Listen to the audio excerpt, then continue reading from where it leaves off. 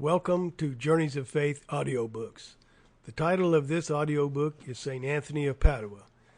The authors are Bob and Penny Lord, and it was narrated by Bob and Penny Lord. Thank you. St. Anthony of Padua, finder of the lost. There has always been an Anthony in my life, even before I knew who St. Anthony was and what part he would play in my life. My middle brother's name is Anthony, and although he is 6 years older than I, his job was to take care of baby sister. He grumbled a lot at having to drag the pest along with him and his friends, but he did.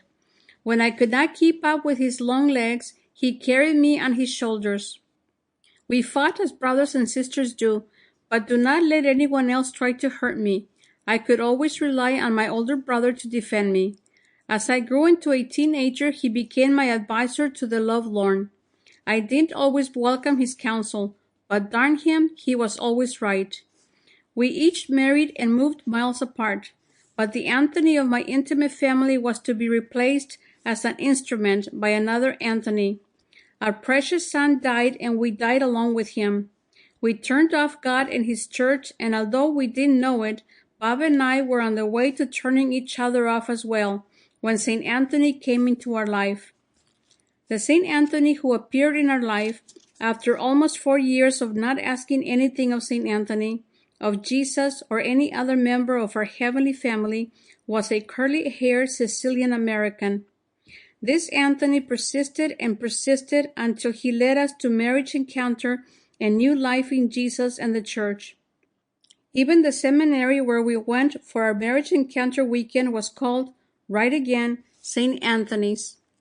Of course, I was completely unaware at the time that St. Anthony was interceding in my life. But that doesn't stop Jesus, his mother, or any of his saints from consistently helping us.